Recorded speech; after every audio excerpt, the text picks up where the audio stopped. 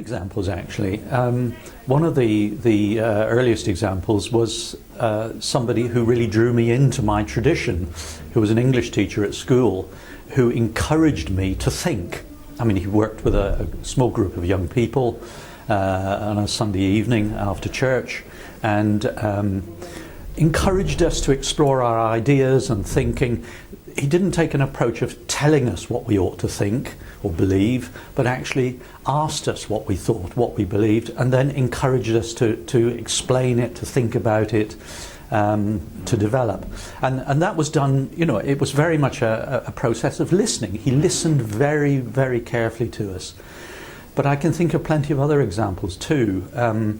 And a lot of those have been ecumenical experiences, and perhaps particularly the listening that's encouraged at somewhere like the Taizé community, where people from lots of different traditions are brought together, put into groups, taught, encouraged to learn to be silent together, and to listen and affirm one another's experiences and traditions and backgrounds. And then that's been reflected in individuals that I've met from time to time as a result of that as well. I remember after our fourth child was born, when as an Anglican married to a Catholic, I had not had the opportunity to receive communion at any of my children's baptisms. They were all baptised in the Catholic Church. And I will always remember taking my courage in my hands and going to talk to my then new Roman Catholic bishop. And he listened to me for an hour as I explained why it meant so much to me. And at the end of that hour, he said to me, "I understand where you're coming from," words to that effect, and I hear what you have to say, and I am prepared to let you receive communion.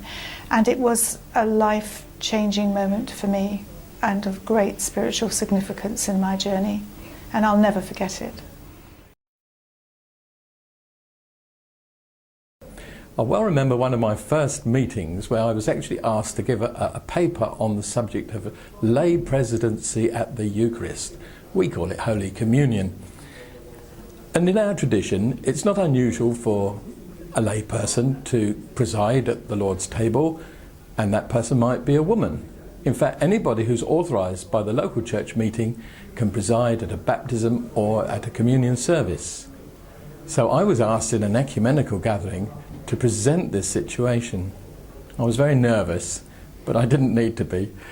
I got such a warm welcome. The first person to get to his feet after I'd finished my talk and explained the theology behind it all was a Roman Catholic Archbishop who spoke so warmly and enthusiastic about the whole thing. I was delighted and encouraged. So began my journey.